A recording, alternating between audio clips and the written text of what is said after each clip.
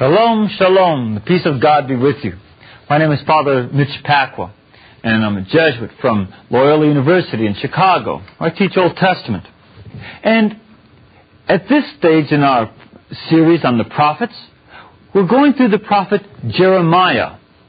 And we're taking only the first 6 chapters of Jeremiah over the next few weeks, because this is the time of King Josiah's early manhood, when Jeremiah first began to prophesy. He first began to prophesy in the year 627, that is, the 13th year of King Josiah, when Josiah was just 21 years old. And Jeremiah was not any older. As a matter of fact, he might have been just about 18, 19, 17 perhaps, a teenager, okay, or as old as 20 or so. And Jeremiah is prophesying at a time of turmoil that we've already talked about, a time when there's tension between pro-Assyrian people in the royal court, just like we saw with Zephaniah, okay, and people who are trying to make Israel free of Assyria and make Israel much more oriented to Yahweh. Now, Josiah, being a young man, a young king, could go either way perhaps. And Jeremiah is one of the people who seems to be trying to influence the course of Israel's history by saying, look, forsake your past ways of sin and your past idolatries and come follow the Lord and follow Him faithfully. But when he says it, he's going to be rough. So this is going to be a bumpy ride, folks, so let's get ready. Put on your seatbelts. We're going to see what Jeremiah has to say to us. First of all, there's an introductory oracle in chapter 2, verses 1 to 3. And this introduction is for all of chapters 2 to 6. It sets the stage for these next 5 chapters. And there are 2 main themes brought out in this introductory oracle, and the same 2 themes will show up in chapters 2 through 6. So let's take a look at this. He says here, I remembered the covenant love of your youth, the love of your days of being betrothed, the time when you were betrothed to me, when you went after me in the wilderness, in a land that was not sown. Now, this here refers to Israel's early days with the Lord in the desert of Sinai, after they left Egypt. And already we see one of the really strong characteristics of Jeremiah's prophecies, namely that this prophecy refers to the past history of the Exodus and the salvation that God gave Israel at the time of the Exodus. This is going to come up many more times. But also, we see here that there is a connection between this oracle and something we saw last week in chapter 1. Namely, if we take a look at verses 11 and 12 of chapter 1, we see that Jeremiah sees an almond tree, the shoot or the stalk of an almond tree. And the word that he uses there is makel, okay? Makel in Hebrew, which means the stalk of the almond tree. And it says the Lord is watching, because the word almond tree means the watching tree, okay, in Hebrew. Now, the reason that this is connected to this oracle of harlotry, which will be the theme of chapters 2 and 3, the harlotry of Israel, is because it's something that we see in the prophet Hosea. Now, I happen to have here my Hebrew copy of Hosea. And in Hosea chapter 4, verse 12, it says, wine and harlotry and new wine take away the heart. That's verse 11. And verse 12 says, and my people asks according to its own counsel. They ask their mikalo, the same word, makel, okay, the same word in Hebrew, that is a stalk. They ask their staff or their stick or something like that. It has a variety of meanings. To tell to them about the future. And then they go off in a spirit of harlotry, which causes them to commit errors. So Hosea connects this stick that the people used to ask for advice of some sort of a stick or an idol. They would ask for oracles. Maybe they would take the stick and toss it up in the air and would land on the ground pointing in the direction they should go, like a Ouija board or some other foolishness.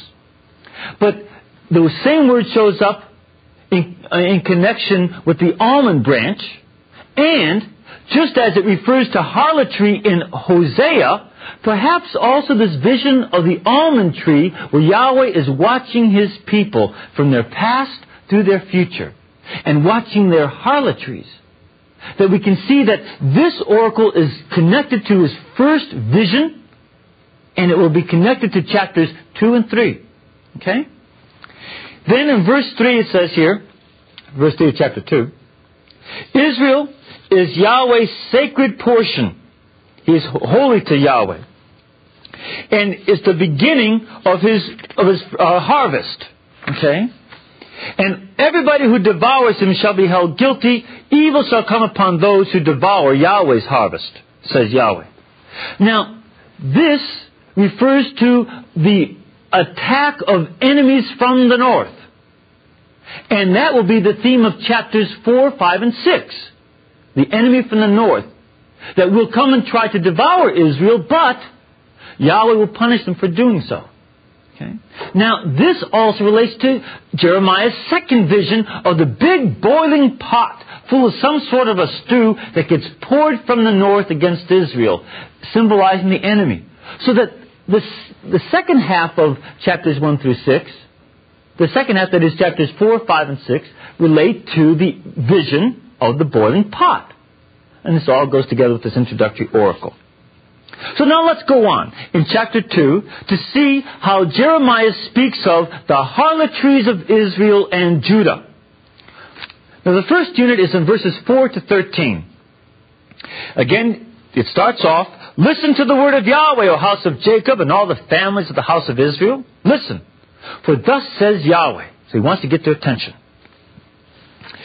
What unrighteousness have your fathers found in me, that they have strayed away from me? They walk after things that are hevel, that are vain and empty. And because they walk after vain things, they become vain. Now the word hevel means the breath that comes out of your mouth. Okay? Halitosis. And these people chased after, they walked after halitosis. That is, the idols that they served and the orgies and the sexual things that they did to worship the pagan gods are like halitosis. It stinks to have orgies.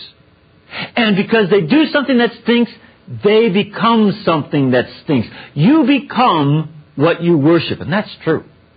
If you worship something that rots, you become rotten. If you worship something vain, you become vain. They didn't say in verse 6 of chapter 2, they didn't say, where's Yahweh that brought us up out of the land of Egypt? Where's Yahweh that led us through the wilderness, through a land of deserts and pits, to a land of drought and shadow of death, through which nobody passes, nobody lives? And I brought you to fruitful fields to eat its fruit. But when you entered, you defiled my land. You did sin in my land. So they don't remember the good things Yahweh did for them in the past, just like people who forget the moments of God's grace in their own lives. They forget what the Lord has done to forgive their sins and show them love and healing, and they chase after their own fleshy desires. For this the Lord condemns Israel. We're going to come back in just a moment to continue the words of the prophet Jeremiah, so please stay with us.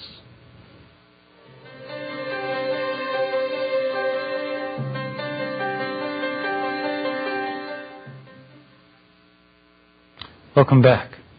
We're looking at the prophet Jeremiah, verses 4 to 13, where he is talking to his people. And he has said to them, as we've seen so far, that why have they gone away from me? Why did they stray? Did I do anything wrong? No. That's what he says in verse 5. And as a matter of fact, in verses 6 and 7, he says, I did all kinds of good things for you. I brought you out of slavery into a good land. But you have defiled my land and made it terrible. You polluted it with your sin.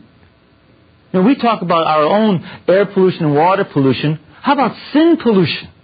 that pollutes the land just as badly. He goes on now to continue to accuse them of sin. He's making accusations here, the Lord is, through Jeremiah. And verse 8, he accuses the leadership.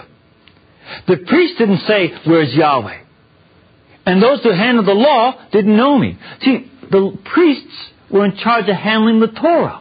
That is, giving instruction in the ways of God and morality. But they don't care. They don't want to teach what's right and wrong. They don't want to say to people that this is sinful because people might not like the priests. And the rulers, also rebelled. They were supposed to be under Yahweh. Yahweh is the king of Israel, and the other rulers are sort of to help take care of things here on earth. But they rebelled against me. And then the prophets prophesied by Baal. Prophets are no better either. And they walked after things that are useless, that have no profit. So now in verse 9, Yahweh indicates that He is bringing them to court. So what He's done up to verse 8 is give accusations of the sins of the people, how they have forsaken the Lord. Now He states right out, I'm putting you guys on trial. That's what it says here. Ariv. That means, therefore I am contending with you or putting you on trial, says Yahweh. And with your children's children will I put you on trial, will I contend. So for the next couple generations, it seems that for Jeremiah, the sins of Manasseh that brought in all of this Assyrian influence and the Syrian gods and stuff, that is so bad that it's going to be a contention between Yahweh and Israel for a couple generations. And he says here, in this whole thing of accusing the people.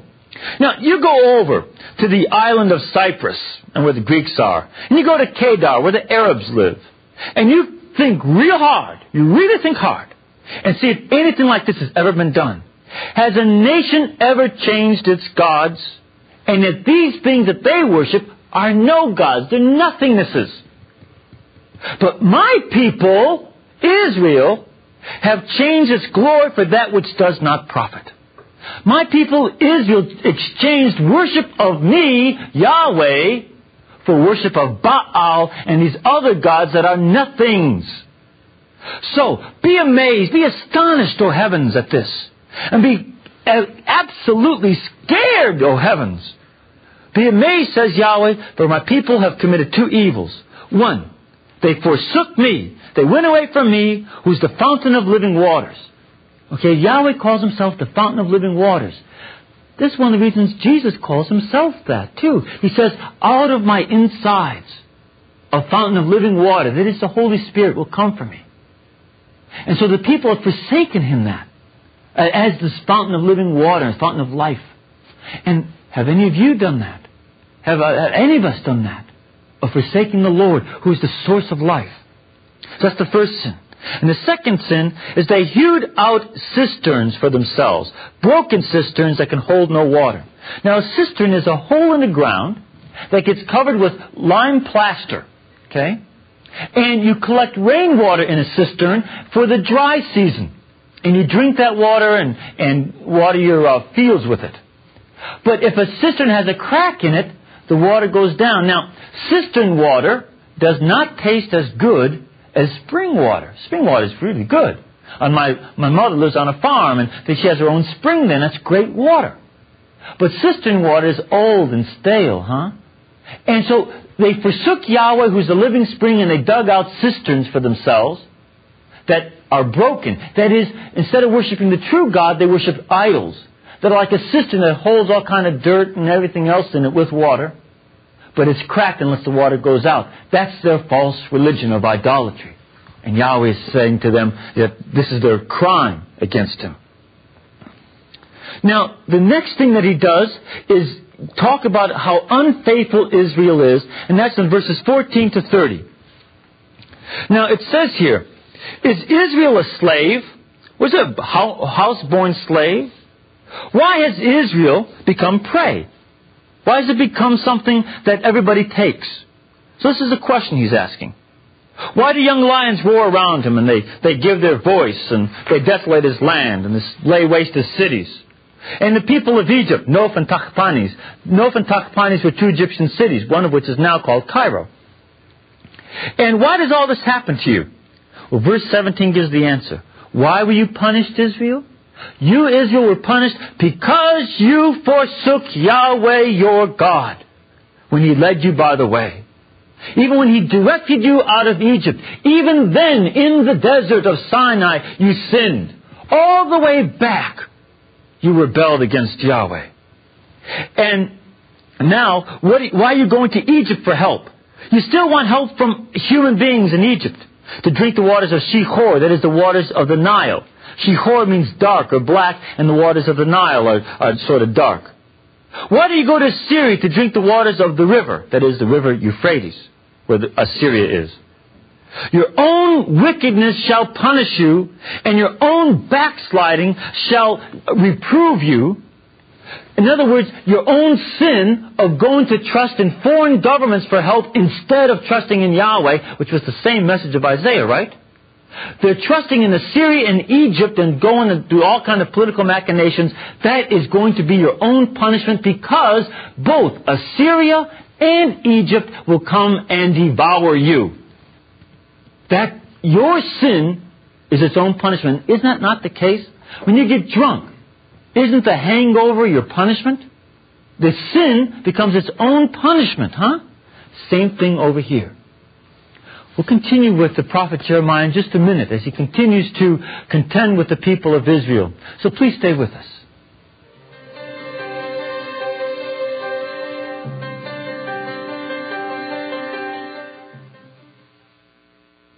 Welcome back. We're going through the prophet Jeremiah, and we've seen how the Lord is accusing Israel of sin. He continues to do that in chapter 2, verse 20 and following. He says again, now this is the good stuff I used to do for you.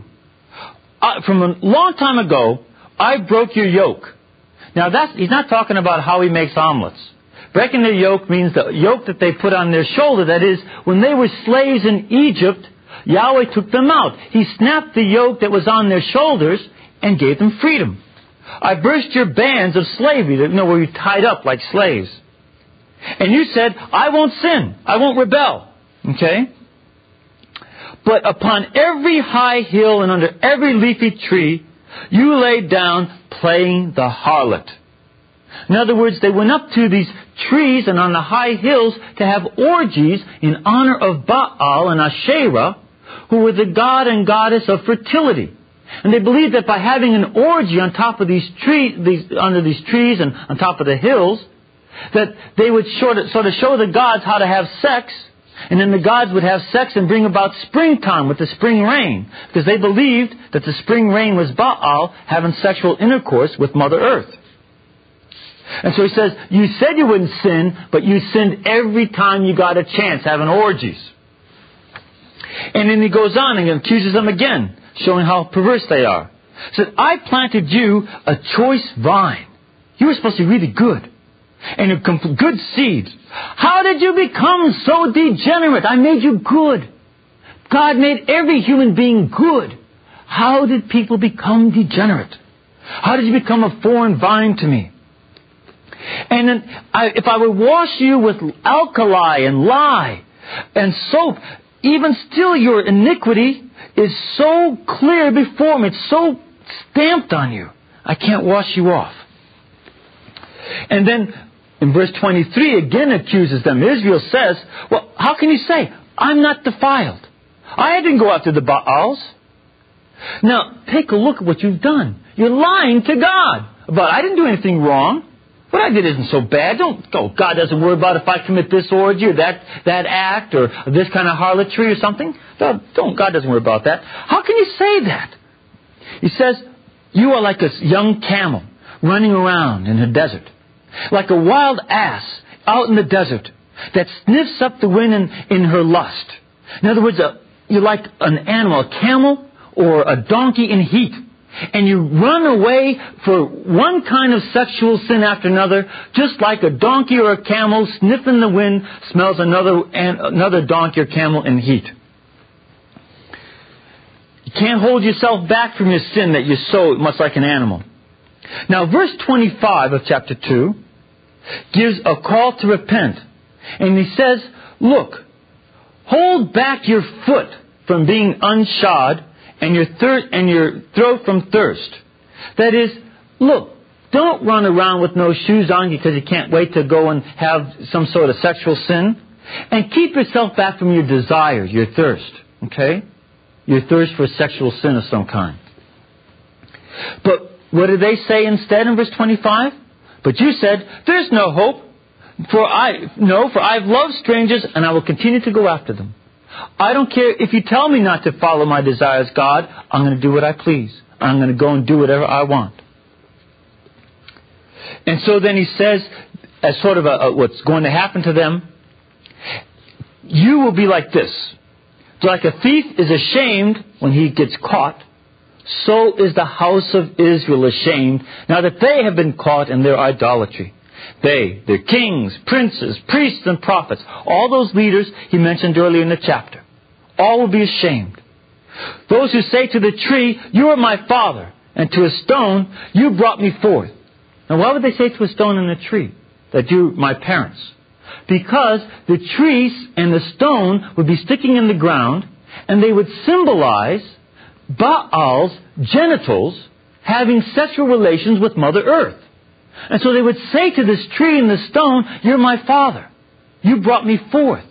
Instead of realizing what an abomination that is to consider these stones or trees like some force of life, instead of trusting the true God, the God who brought them forth himself. And so they've turned their back on me, that is on Yahweh, and not their face. That's the nature of pride. Pride is that you don't look up to God, because that's humility, to look up to God with your face showing. Pride is looking down on other people and giving your back to God. And in the time of their trouble, they will then say, come, arise, get up, God, help us, save us. But where are your gods that you have made? Let them arise if they can save you in the time of your trouble. For according to the number of your cities are your gods, O Judah. In other words, you make so many gods, one for every city you've got. If you want help, ask them to help you when you need help from the Assyrians. But of course, they will get no help because these are gods. These are no gods at all. They're not the true God. So God then says to the people, why are you arguing with me? Why have you rebelled against me, says Yahweh. In vain I have punished you and your children, and your sword has devoured your prophets like a destroying lion. You don't listen to the true prophets I send you. You don't listen to my word. You destroy them. Therefore you will be destroyed. These are tough words from old Jeremiah. And then in verse 31 to 37, he says all the different kinds of punishments that they'll have. And he says, to this generation, in verse 31, have I been a desert to Israel? Or have I been a land of thick darkness? Of course not. Yahweh's been the one who brought them to safety. He brought them out of slavery. But now he says, he asks some more questions. Now, can a young girl forget her jewelry? Or can a bride forget her bridal sashes? Yet my people have forgotten me for days without number. They never remember me. How you sort of decorate yourself, you make yourself look good to seek love. That is love from Baal and Asherah and these foreign gods and goddesses. And even the whores, the prostitutes, have taught you how to dress yourself up. And there's even oppression in you, in verse 34. In your skirts is found blood of the souls of the innocent poor. Therefore, you say in verse 35, you say, I'm innocent, and that God's anger is turned away from me. But Yahweh says in verse 35, behold, I will now judge you, because you say, I have not sinned. How you make light of these things that you do. How you think that this is no big deal to sin. For now you shall be ashamed of Egypt and Assyria. And from them you shall go forth, and you shall become captives. In other words, because of their sins of forsaking Yahweh, they should be captured and taken into exile. Yahweh didn't want to do that. He wanted to save, but He couldn't because of the sin. Let us not sin. God bless.